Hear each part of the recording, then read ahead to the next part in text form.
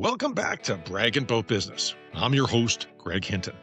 Today, we're going deep with a true practitioner who turned a 30-year dream into a community cornerstone, Kevin Den Hoed of CAT Automotive. From the labs at SAIT to under the hood in his own shop, Kevin's built his legacy on transparency, mentorship, and a whole-ass commitment to Bragg Creek. If you want to know what it actually takes to scale a service business in the digital world, this is a masterclass. Before we get into it, a massive shout out to our sponsor, Cowboy Trail Brewery. They are the heart of the foothills, craft brewed in our backyard. Support the local businesses that keep our community strong and visit them on your way through town. All right, grab a cold one and let's get to work. Here's my conversation with Kevin Den Hoed. Enjoy. Kevin Den Hoed, welcome to Bragg About Business. Oh, thank you for having us. Yeah, it's awesome. I'm looking forward to sitting down and talking with you. Yeah, it's been a long process to get here. But It is. It's everything happens when it's supposed to happen. I can sharpen up my answers that way. I had to think about them. Well, you want to see if this podcast has actually got legs. It's going to stick around for a while. Yeah. What am I getting into? Exactly. Yeah. So no, that's excellent. Yeah. So CAT Automotive, family-run business. How long have you guys been in operation? Years ago, when I was dating my wife, Amber, years ago, 26, 27 years ago, we were doing fire courses on the fire department and courting each other. And we worked at opposing shops and we joked. We went for dinner at A&W one night and we were like, you know what, between the two of us, we could start our own shop. And we're at A&W, we could call it A&K. And so that was a joke for years. And as time goes on, we get closer and it comes and goes. And, of course. And then when we decided to take on this venture, it was like, well, we're going to call it. We can't call it A&K anymore. We've got our daughter, Tara. Yeah. So Amber, Kevin, and Tara. Thank God there was a vowel in there. Yeah. So we turned it from A&K into CAT for Kevin and Amber and Tara. And I was teaching at SAIT. Tara was high in hockey and summer's off. And how can we give back? So we actually set up CAT in the November of 19. When I was teaching at SAIT, I was like, I want it legit. Yeah. Insurances, AMVIC, everything legit. So the November, we got all the paperwork done for CAT Automotive. Lo and behold, April, guess what everybody lived through? Guess what? COVID, You're going home. So I was at home. I had this business set up. And honestly, at the time, it was like, we don't know if you're coming back to teach. Nobody knew. Nobody knew. Who knew it was going to last 2 years? And then you hear unemployment, but self-employed. And I was like, well, nah, I might not qualify because I have a business as an owner. So I might not qualify for unemployment, but I didn't make anything. So I don't qualify for subsidies. So I was a little bit scared. Yeah. Those first couple months and started working on cars and concentrate on that. And then things calmed down. Okay, you're going to go back to teach online. How do you teach online? How do you teach being a mechanic online? So that, and then Amber with MS, do I want to be back around people and bringing COVID home to Amber? And so I worked with my academic chair at the time. It was super helpful. And we set up, I took a leave of absence for the year just to let that settle down. And I concentrated on CAT and it just to be back in the community and such a shortage. Oh, right. I mean, you are the mechanic in Bragg Creek now. And for me, it was where I grew up. I'm home again.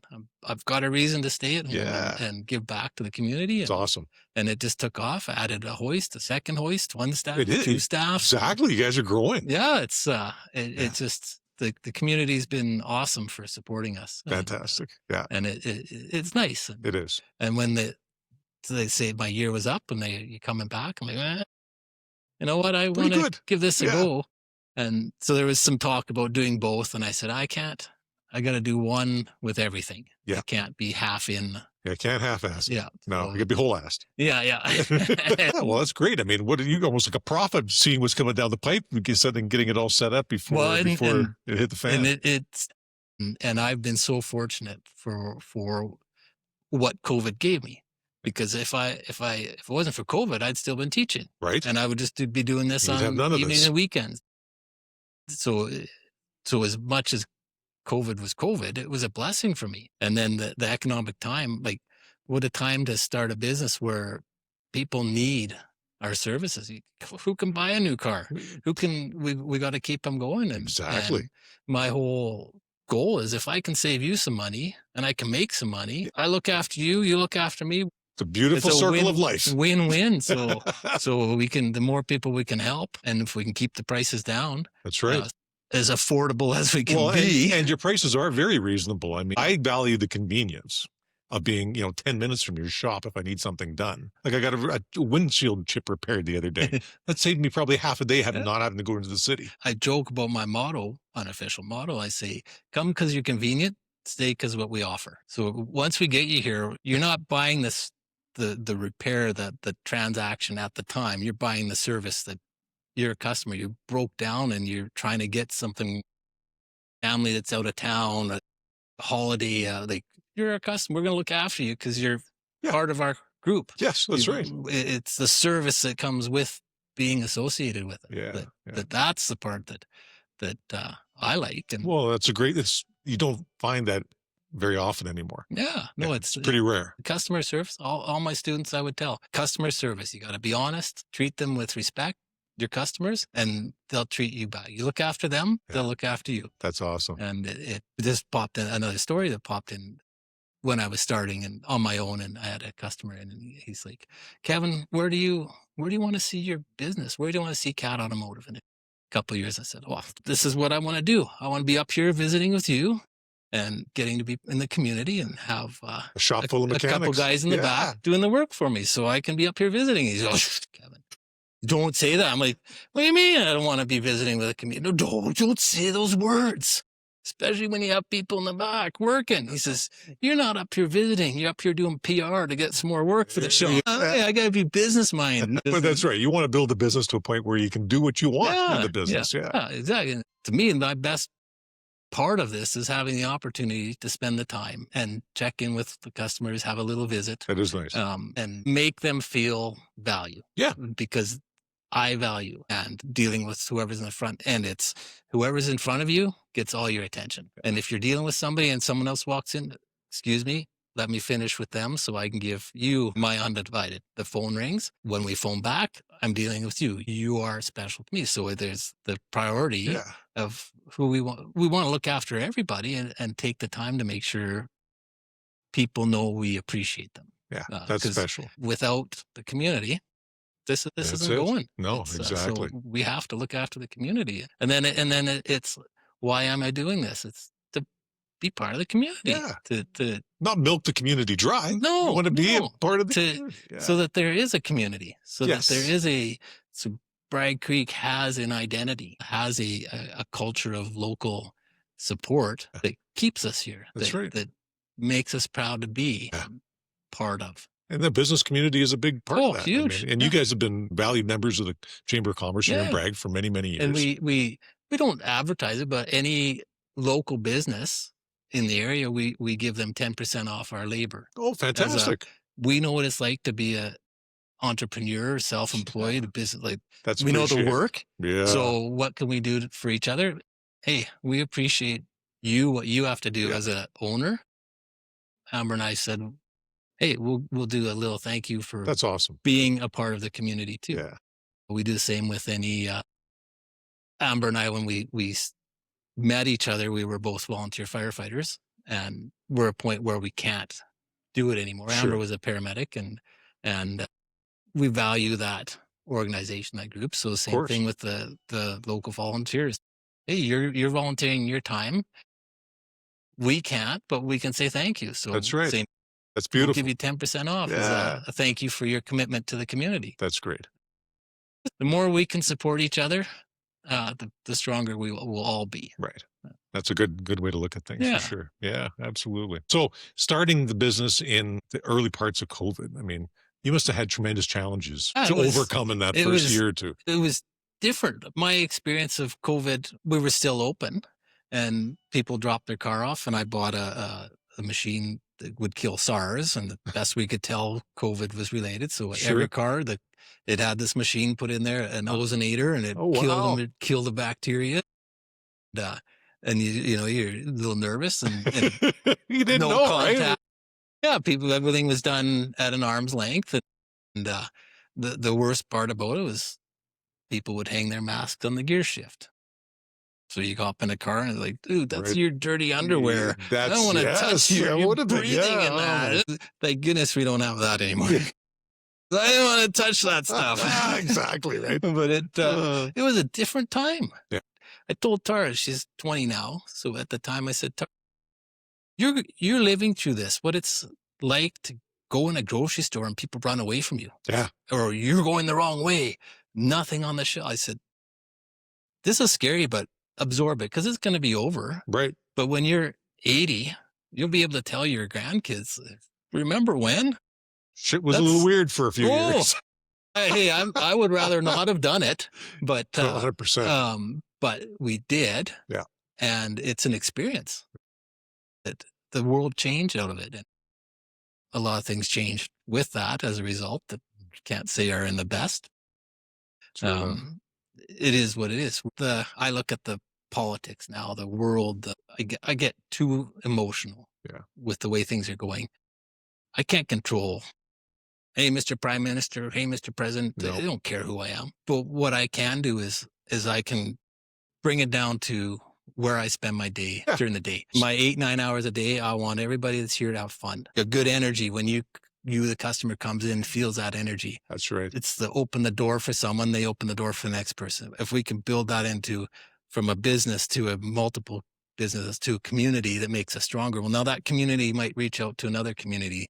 And if we can, instead of being concentrating on the world that we can't control. And all the shit that's gone wrong in it and we don't like about it. Yeah, and you and I could have a debate and probably solve a lot of the problems, but nobody's going to listen to that. That's right. Yeah. But what can we control? What can we influence? Our day-to-day and our neighbors. That's right. And if we can make our core stronger, then the core has that strength to expand. That's great. So if we can head down that path as a community and a community to a community, maybe we can make a change. That's beautiful. That's good for you guys. Every business should have that model. Just put the good out into the world. It's true. A couple of years ago, I did my back end bad, and it was every 2 hours Advil. I still got to work. I got a shop to run. Yeah. Well, you're on concrete all day too. The apprentices, they couldn't leave them, so I pushed through this for a month and a half, and then I don't want to be like that anymore. Chiro, and I got into yoga. And now I get into yoga, I'm looking at the little more spiritual. I'm getting a little bit older. And what's the point? Basic questions. Why are we here? And experience. I truly believe that we're here for experience. If nothing else, it's an experience. Yeah. The love, the loss, the heartache, the joy, the uncontrollable laughter or emotions. That's what we're here for, not to get caught up with man-made problems. Oh my God, you spend your entire lifetime angry and upset about things that you can't control. Yeah. So let's look at the positives, the positive energies that we can control, make the most of them. That is awesome. So knowing you over the last few years, I know manpower has been somewhat of an issue because you do live, we're not right in the major metropolitan center, right? Huge. So finding technicians has been a challenge. Huge. But now you've got a pretty stable group. Yeah. Again, I believe that the energy attracts the energy, the positive. And I've been blessed with a really good group. Well, a couple hiccups on the way, and we're fine tuning. A big concern of mine and the community is employees. Big time. Who's going to work? Yeah, it's a constant topic. Hiring people, wages. What are they worth?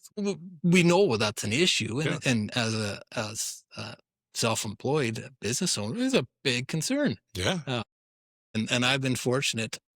I've got a younger staff.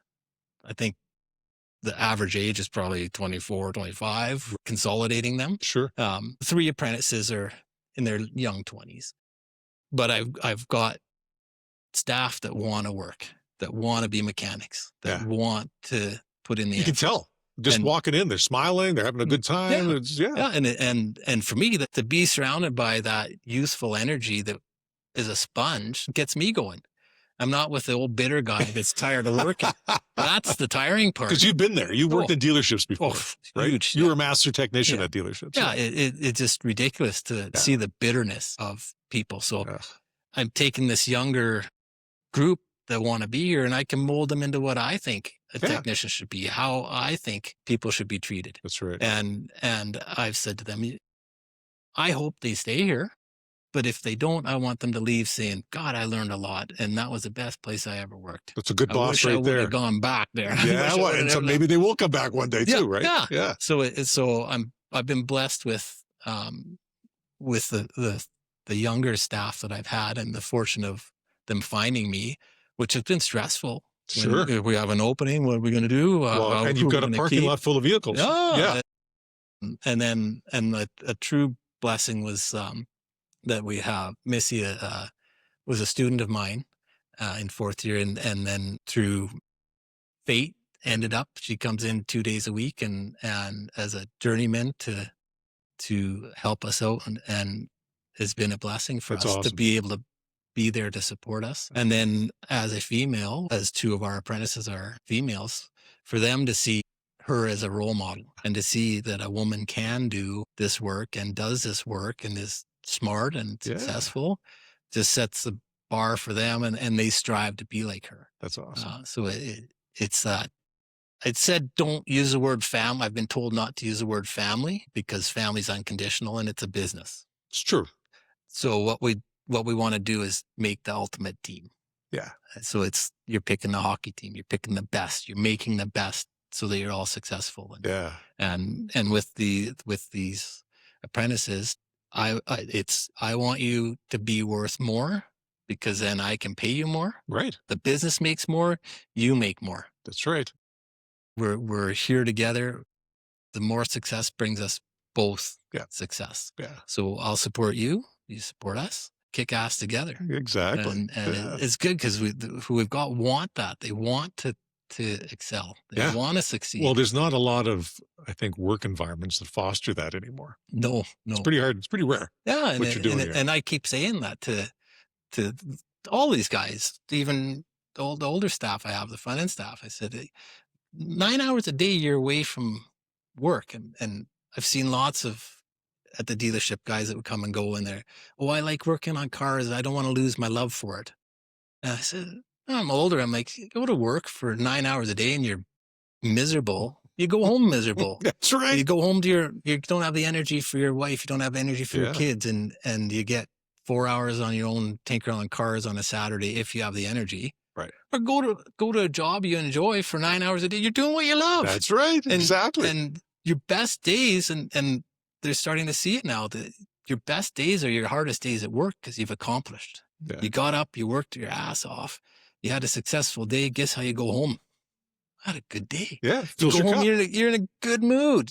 Now you've got energy for your spouse. You've got energy for your kid, and you've got energy on the weekends. And our culture right now maybe isn't pro work, but I believe work is therapeutic. If you're doing what you love, it doesn't feel like work. No, it's you go in there and you enjoy yourself, you enjoy your teammates. It's not work. So why do we as people not settle for that? Why go work somewhere where 100%. Well, I'm making good money. Money is take your money, everything. man. I would rather be happy every day, 9 hours a day, 10 hours a day. I would rather be happy, and I'm happy. Yeah. Go do what you love. Surround yourself with people you enjoy. Be way happier. And don't settle. And then work-life balance. I get told, Kevin, you got to watch your work-life balance. Yeah, I work too much, but I enjoy it. And that's right. And part of leaving SAIT was coming out here as my parents would move out, and Amber's, do I want to leave Amber home alone all day? Well, this is something her and I can do. So work-life, well, our pillow talk changed, but we still spend the time with each other. We still collaborate, and it gives us something as a couple, as Tara's moving on, that we can do together. And without her support, this wouldn't happen. No kidding. Yeah. And the stuff that she does behind the scenes and the support I get from her is that's fantastic. So the work-life balance is blended, but I always say, well, what's wrong with that? We're both happy. Exactly. My sister said, Kevin, you shouldn't work so much. And, you got to have time for yourself. I said, well, what should I do? Go in the house at 6, sit on the couch and watch TV? Exactly. Or should I actually help someone that needed their car tomorrow and make their day better? Yeah.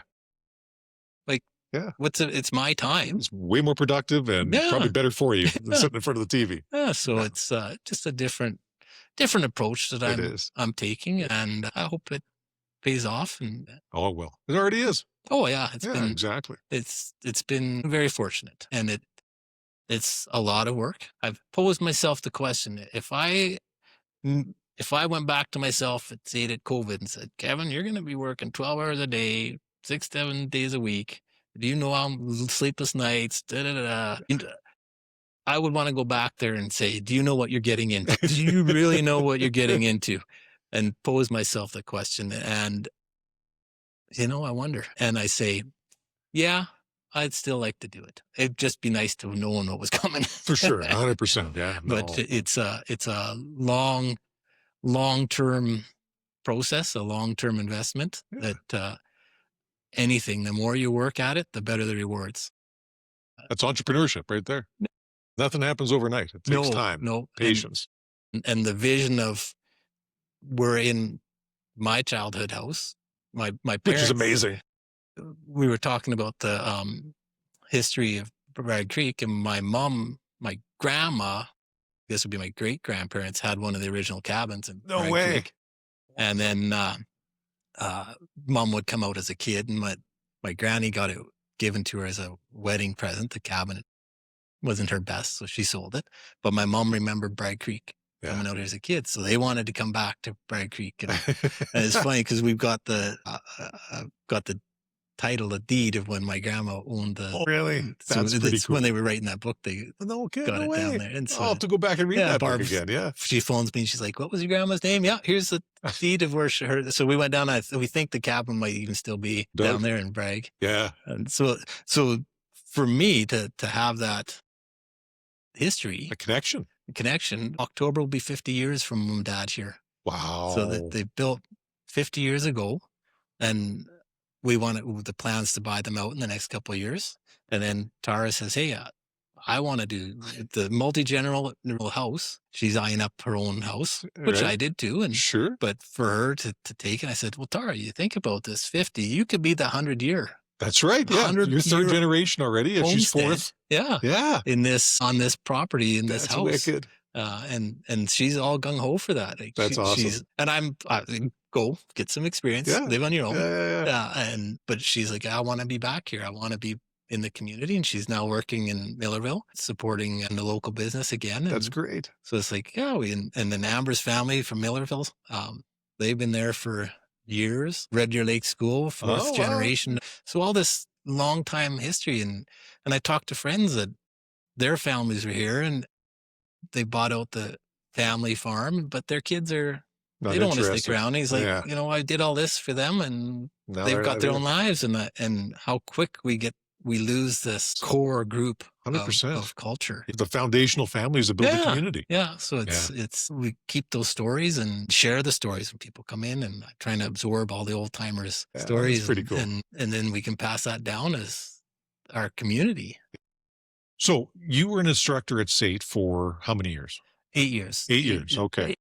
8.5, 9 COVID year kind of. And you've been a technician for over 30. Yeah. Yes. Wow. So I started in right out of high school in 92. Didn't know what I was going to do.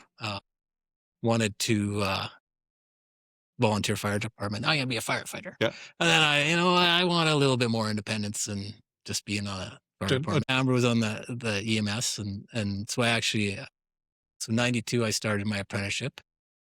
Got my license, worked for a couple of years, and then pursued the fire into the police department. Applied for CPS, and that was where I wanted. And for a couple of reasons, 2 of us shift work, emergency services. What stuck with me, I was doing my interview with the CPS, and this was before they offered me the spot. And he says, "Why do you want to be a cop?" I'm like, "I want to help people." Isn't that what you want to hear? Like, who else doesn't want to? Why do I want to be a cop to shoot a gun? Yeah. No, I want to help people. And he says, "Kevin, we help, but we don't help a lot of people." He said, "What do you do, mechanic?" I said, "Yeah, I'm a mechanic."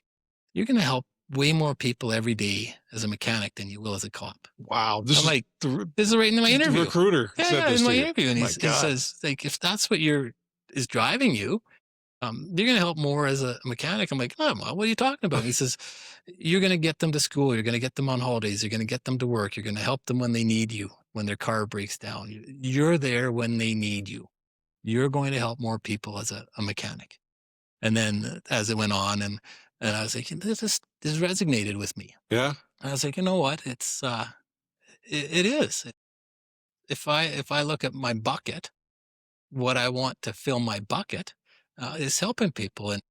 And we're getting big enough now where people phone, and I'm very fortunate that we can give a good price. It's a fair price, a good price on a lot of stuff. Sure. Yeah. But I want to offer a fair price for the customer and a fair price for me. And people that phone and they want price. Well, they're not going to be the long-term customer. So they're not a CAT customer. And they're off to find the next lowest price. What fills my bucket is that I gave you that service after. I'm part of the community. You're part of the community. That's right. And if you're here for price and I have to give you price to get your business, that doesn't fill my bucket. No. So it's a two-way street. I'm not. Yeah. I could get more joy out of mowing my lawn than working for free for you. Yes. I'm giving a fair price for both parties where we both benefit. And if someone doesn't want to see that, well, that's not filling my bucket. And I think you're building a clientele that values that too. They want that. Yeah. And it is. We look at all the young technicians, they come in, let's do lifted trucks. Let's do delete kits. Let's do all this performance stuff. That's fun. Yeah. I love to have a hot rod. Sure. I've heard the stories, the horror of fixing them. I said, okay, drive from here to Calgary. Tell me how many lifted hot rodded trucks you see. Right.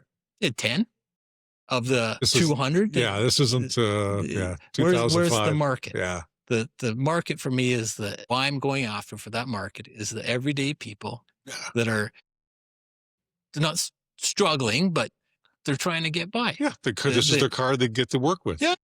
This is the same as me. They're just trying to make the most of what they have. And we've got an average car and an average shop and an average house. Yeah. We just want to get to work. We just want to get on holidays. You drive to Calgary and back. Where's the market? Who are we trying to serve? And that's just to keep know your customer. Going. It's not all glory. Yeah. There's some fun stuff you could do, but you know what? If I have to do tires to stay out here and be a part of the community, I'll fix tires. Sure. I'll do oil changes. Well, look where I work. That's right. I'm surrounded by trees. Beautiful. And the forest. Beautiful country. Why would I want to go work on stinky diesels in Calgary? That's right. Exactly. I'm surrounded by this. Yeah. It's a very different clientele to drive those kinds of vehicles too. We talk about being married to a car or married to a customer. I'm already married. Yeah, that's right. Yeah. You're going to pick your spouse, pick your customers pretty close. Yeah. And it is. We're working hard to give a service that our customers appreciate. All right. I got some mechanic type questions for you. Sure. These are the top 10 questions that are asked on Reddit. People on Reddit aren't getting any smarter. I can tell you that right now. Well, I would say to my students, this is going back 12 years ago, just a sidetrack. Sure. I would say to them in the class, this is before phones, before we were AI, before we were as integrated as we were 12 years ago. Class of 24, is the internet making you smarter? Oh, yeah, it is. I said, no, it's not. Mm-hmm. I had the debate. No, I said, it's making you more informed, but you're not thinking anymore. You're just asking a question. So basically you're cheating. Yeah. You're not thinking about things. You're not processing. You're just relying on someone else's answer. The internet is making you dumber. It's not making you critical thinkers. Well, it's not making you independent. And you think about what it was like to fix a car 30, 40 years ago. You had to use your head. Yeah. You had to diagnose because you didn't have the computer to diagnose it for you, right? Yeah. So you really had to go through it step by step and process of elimination. A big old book to flip through. Yes, exactly. And even now, torque specifications. You're like, Kevin, how much is the torque? I grew up without it. I had to learn. I broke a lot of bolts. I don't want you to break bolts, so go look it up. Go 30 foot-pounds until you know what 30 foot-pounds feel like. And then you get an idea of the size bolts. You get an idea of, and there's stuff you definitely look up. Yeah. You don't get. No. But there's times when you just gain that feel. Yeah. And you're like, so the internet did help you because now you have that access to information. It didn't make you smarter. No. It just made you more informed. That's right. Yeah. That's a good way to look at it. Yeah. For sure. So looking at a modern day car today, how much of it is computer versus mechanical? You can't have one without the other anymore. Right? Yeah. And even more so now, you talk about a jack of all trades. master of none, but jack of all trades. We, as a automotive technician, we've got to know mechanical skills. We've got to know welding. We've got to know computer now programming. Yeah. We've got to know plumbing. We've got to know electricity. Yes. So when you're looking at all the trades, other than wood butcher, and even some of these cars, found some wood on some. they were put together with but we're integrated to all these trades. When I was at SAIT, there was the power engineering. They said, we love automotive mechanics because their concept of physics and the principles of that you have such a strong base. Yeah. We look at it on the internet, and I would always say to my class, maybe inappropriately, I would say, what's the difference between us charging $120, $150, $180 an hour? What's the difference between us and any swinging dick with a toolbox and the Google? Because a lot of people can fix stuff. Sure. By parts replacing. You see a bolt, me see bolt, me take bolt off, put bolt on. You're not that hard. Yeah. So I would always pose a question: what makes us worth $150 an hour, 120? But what makes us worth it? Well, it's that 20% that you don't get on the internet. Right. It's the comprehension of why that failed. Why it's not just the parts replacement. Mm-hmm. You're, as a consumer, a customer, are seeing a symptom. Yeah. And you can fix a symptom. Sure. But what was the cause? Yeah. How did these systems integrate? When you do a delete, how is that going to affect? When you put big tires on, what's it going to do for stopping distances, for acceleration, for fuel economy? So that, sure, we can do 50% off the internet with a basic toolbox, but do you understand? We can't look at ourselves as parts replacers. We become diagnosticians. Yeah. And experience. And how do we relate on that? And how do we become smarter? And it's a big concern with computers now, programming, the investment to have access to information. There's also a time, dealerships, I was there is a place for dealerships. You bring in a car that we don't see. Of our customers, we might see 2 of those cars. And you're coming to us with a fault. We could figure it out. We could spend hours on it. We could figure it out. Is that your best interest? Or you go to a dealership who has access to North America, all the technicians, all the data and experience. The engineers that built the car, and in an hour, they have so much access to resources, they can figure it out in an hour. So makes sense. So it's not that we can't.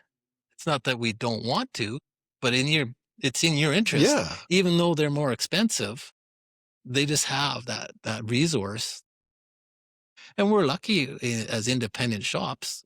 We can buy service information where there's common faults. Sure. TSP, Databases of information. And we share that information, and we get to, we network. I'll phone around a couple other local shops or peers. Have you seen this? Have you heard of this before? So you have a support group, and you have to have that to help you. Yeah. But you can't beat the North America. Every dealership in North America shares their information, and they have access to it that I don't. Yeah. It's a network.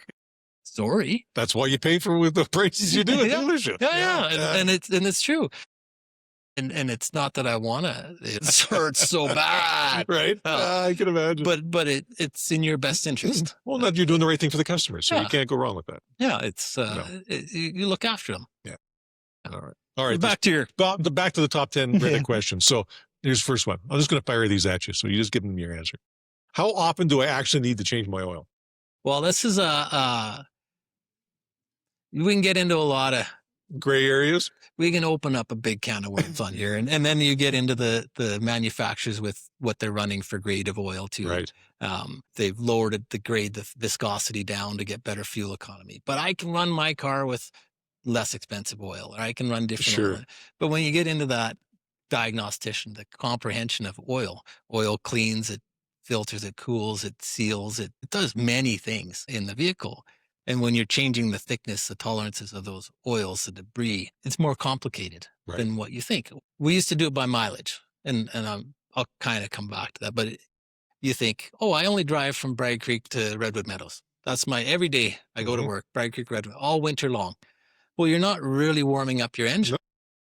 And you've got to get it warm to get the oil's going to absorb that condensation. So you need that good run to get it hot, to get that condensation. So these short runs.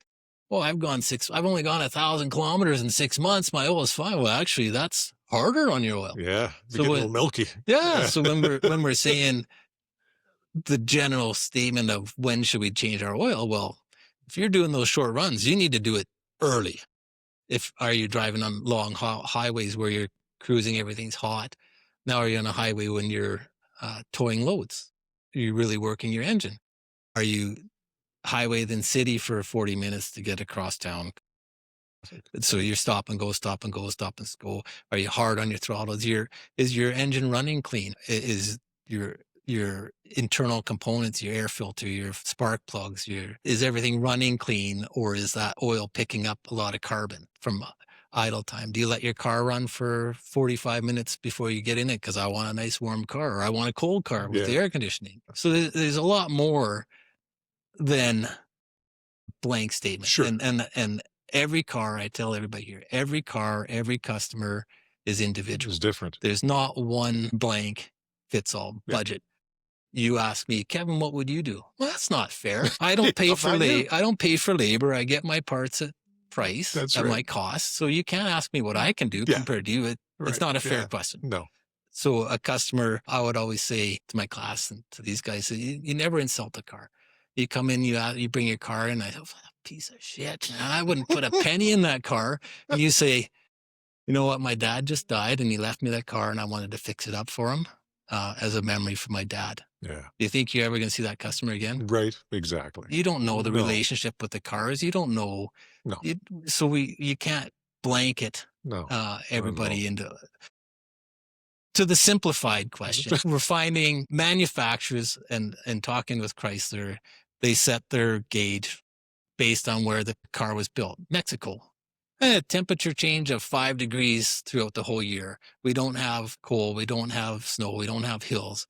They ship this car to Canada. Completely different environment. You want to get a bit into the conspiracy theory of where do manufacturers make their money? Selling cars. They offer a warranty. Mm-hmm. They want it to last on warranty. If it fails once it's off warranty and the expense is too high to repair, guess what you're going to have to do? Buy another car. Another car. So there's a bit of a conspiracy that that disposable vehicle. So we play into that. And then we get into synthetic oils, which are better. And they're a better oil, last longer. But we also go back to this fuel economy where things are tighter clearances. Mm-hmm. So if you had a big gap before and that dirt would fit through, well, now we've got these smaller tolerances. How much dirt's going to get stuck and block passages? Mm-hmm. So I've told our shop do 8,000 K at the highest. Some are 5, but 8,000 kilometers for a couple reasons. Most people go over. Yeah, 100%. Yeah. So if your oil change was due at 10, we told you 8 and you got it done at 9, 10, you're still okay. That's right. If we put 10, you go 11, 12. Yeah. You really got some issues. Inherently with people. Sure. That's nature. Let's call it a little bit early. Yeah. And then we're getting that cleaner oil in sooner. You do the average manufacturers base the average years traveling of 24,000 kilometers a year. Yep. So you do an oil change every 8,000 versus 10,000. So you do 3 oil changes a year instead of 2, 4 oil changes instead of 3 at $180. So you can't spend an extra $180. That $180 every year is going to get you 300, 400,000 kilometers out of that vehicle. Yeah, 100%. So your vehicle is an investment. Yeah, and it is. It's a losing investment.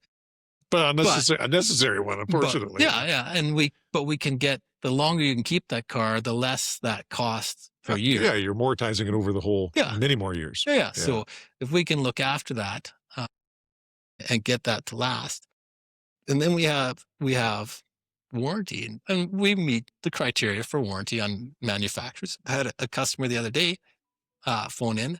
and on their brand vehicle that has a known engine problem. Which could be any manufacturer nowadays. Yeah. And they went in for their warranty. The engine so they go in for their warranty on it, and the manufacturer said, "Oh, you haven't serviced it enough." Well, we went by your schedule. Oh, yeah, but that wasn't enough, so we're not going to cover your warranty. Really? So this was a conversation the other day. I'm like, you know what? I don't think I'd put up with that. No. But there's their answer. All of a sudden, they tell you 10, you're 11, 12 and then you have to come back for warranty. Hey, you were 12, all your oil changes, you were over. Yeah. Well, again, if we do them at 8, you go over on a couple. Yeah, you're safe. That gives you that little bit of protection. So should you go by the kilometers, or what about the gauge, the oil life gauge in most cars now? It depends on the manufacturer and how they're coming up with that. Okay.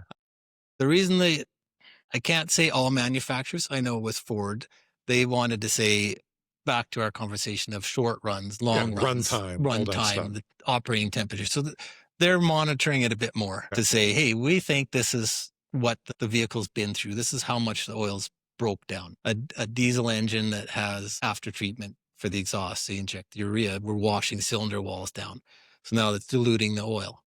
Get that out. If you go over, it definitely is going to cause for sure harm on your diesel engine. Yeah. So the manufacturers are trying to do a little bit more right. But then I also kind of go back to, well, what's manufacturer's long-term goal? If I sell you a car, do they want me to get 500,000 kilometers out of this engine? Because then I sold you one car and 500,000 kilometers. But if I tell you to do otherwise, I might get 2 of that. I might get 2 out of that sale. Yeah. I'm not saying there's a theory there. I'm just saying. Sure there's something there. And to be fair, what's their business? Selling cars. Their business isn't getting you in a car for life. Their business is selling cars. That's right. Are they doing anything wrong? I don't know. I'm going to leave that to That's a big debate. Yeah. That's a big debate. All right. Here's another one. What does it mean when my check engine light is on, but the car feels fine? Could mean many things. Common concern with customers. If your check engine light is flashing, it means stop. Oh, okay. And manufacturers, the majority of time, quite often we'll see a check engine light come on for an emissions related. O2 sensor or something. Yeah. You're polluting more than you should, basically. Is that going to cause damage to the vehicle?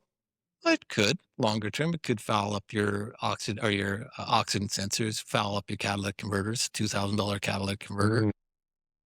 Could it get into a safety concern? Sure. Are you going to lack power? So are you doing damage longer term slower? Right. Potentially.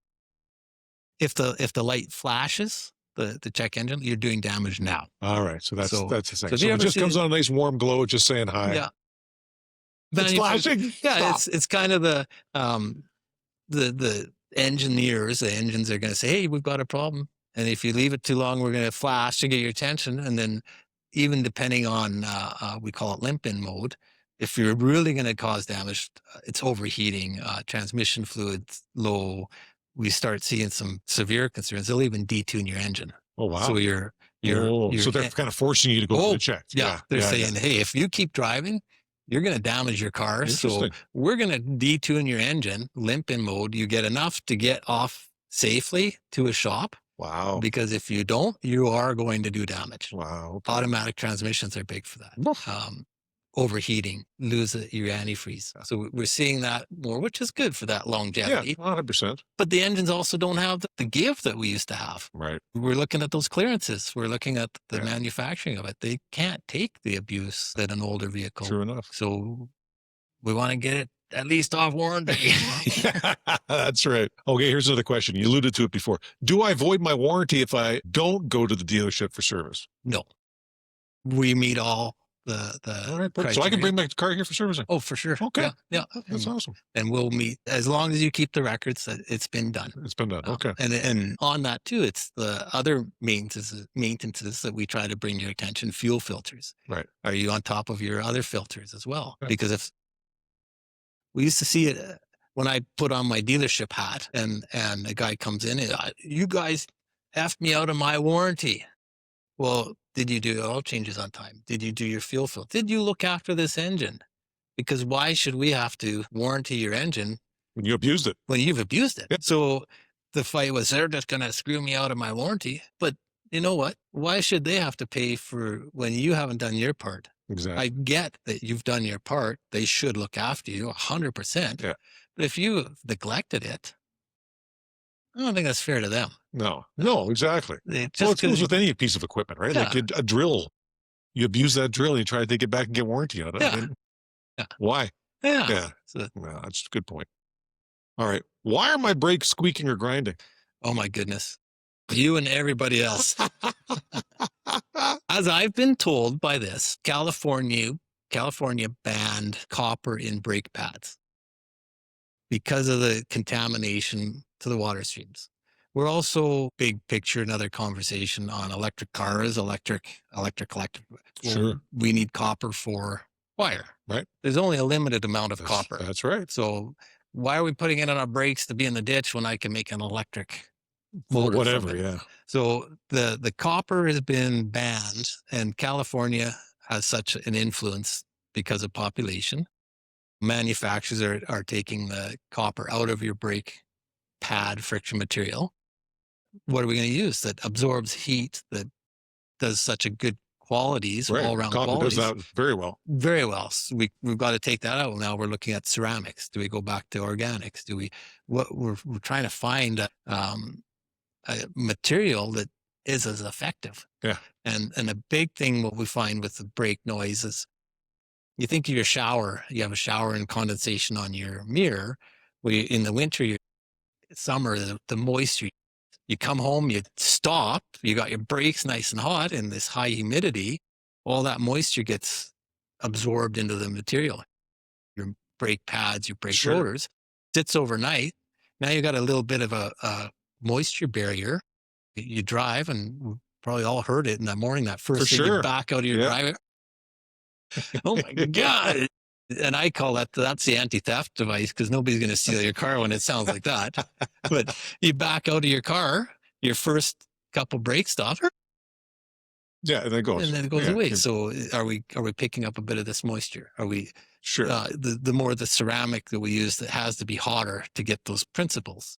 Well, it's sat all night. It's cold. Yeah. Our brakes, we offer 5-year warranty on the pads, 3-year on the rotor, 2-year on our labor for noise. If you're not happy, we'll do what we can. Do what you can. Yeah. But there's a point where it's just, There's more to it than just. what more can we do? We've had a few where we've had to go back to OEM product. We mostly deal with aftermarket as our supplier. Sure. We get a way better warranty. For you, it's like Okay. your brake pads. You got 2-year labor warranty on your brakes. You got a noise you're concerned for the next Pretty 2 good. years, bring it back. Yeah. After that, the rotors, the brake pads, you have Right. concerns for it. The original manufacturer equipment, 1-year warranty. Price might be different, depends on. Sure. But I want to look at you as look after you for that investment. Yeah. We do have access to all the OEM, and we've got a really good, a couple good. Napa's our main, and then we've built up with Trail Chrysler's been phenomenal for supporting us, and Nice. through their resources, we get access to all the manufacturers. So we have had to go back to the point of putting OEM ones in, because what else can we do? It might cost more. We'll credit you what you've spent. Whatever. That's the end. But again, the you're doing squeak is what's there. best for the customer. Yeah. And there's a point where, Yeah. what do you do? At the end, you can phone your engineer. See if you can convince them. That's right. That's right. Man, there's so many questions. We could talk for hours. We could really talk for hours. But we got some personal questions for you now. All right. So I asked this question to everybody. Do you believe in Bigfoot? In Bigfoot, oh yeah. Yeah. I believe in it all. All right. You want to stress it? I have some great philosophical questions. I believe in it all.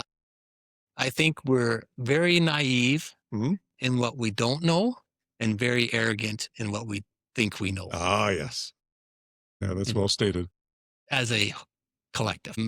As I brought up before, where I'm at in my life right now, I think we came down here for an experience.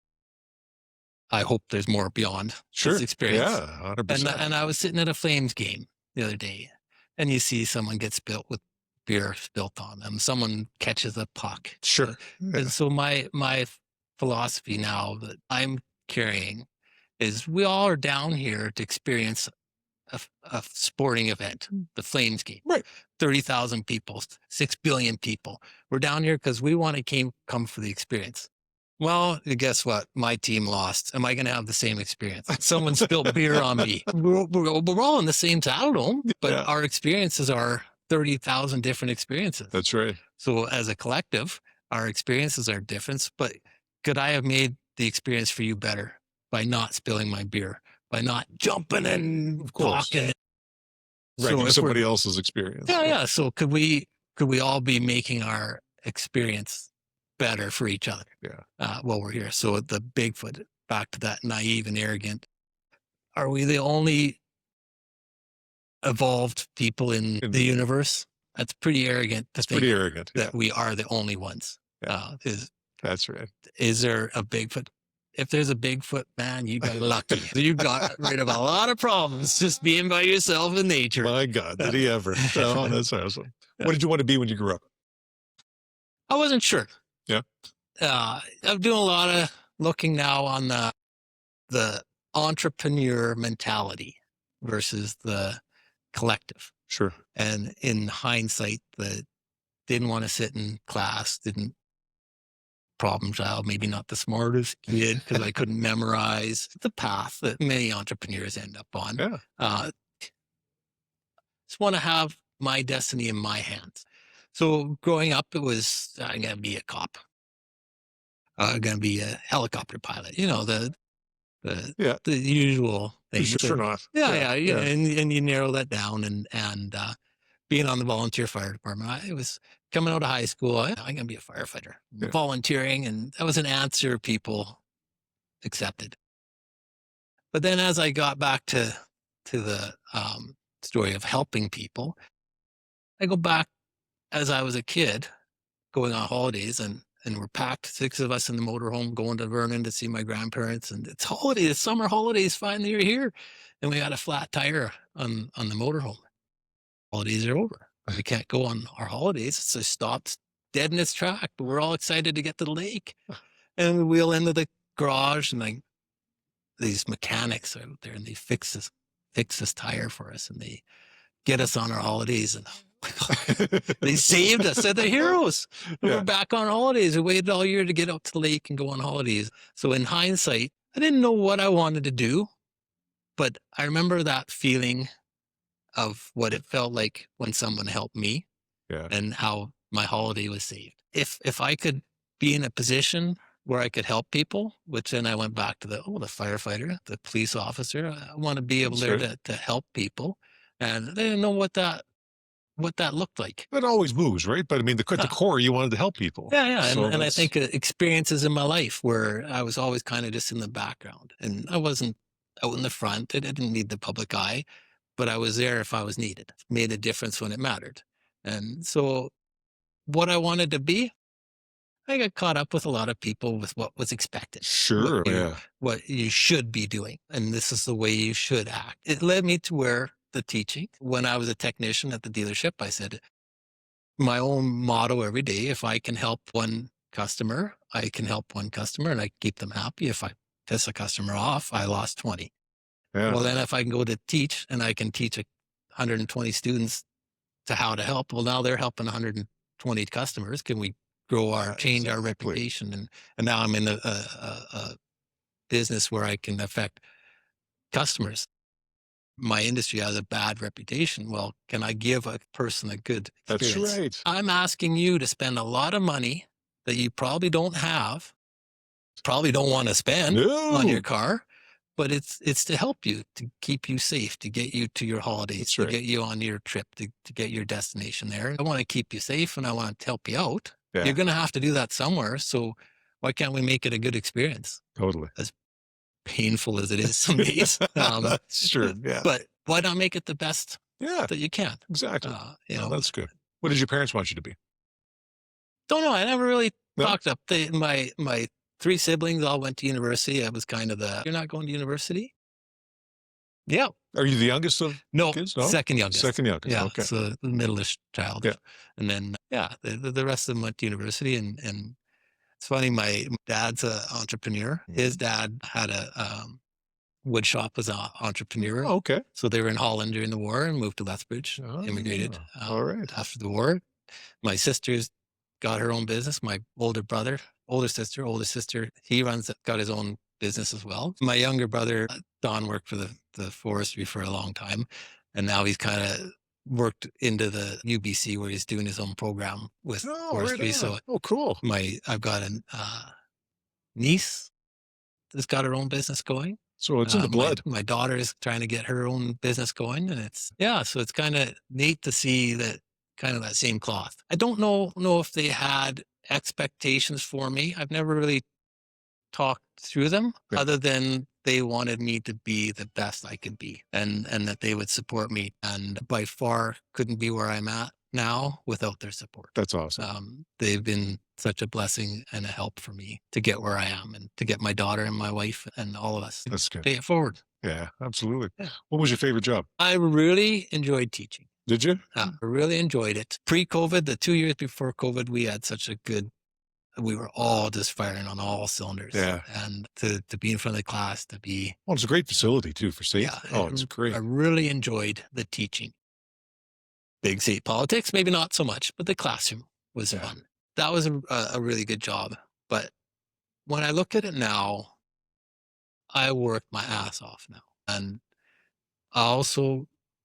I get to visit with my customers. I get to visit with people. My goal in the next couple of years is where I have 4 hours worth of business behind the scenes to do a day. I'm out here for 8, but I can help out front when it gets busy, the shop gets busy.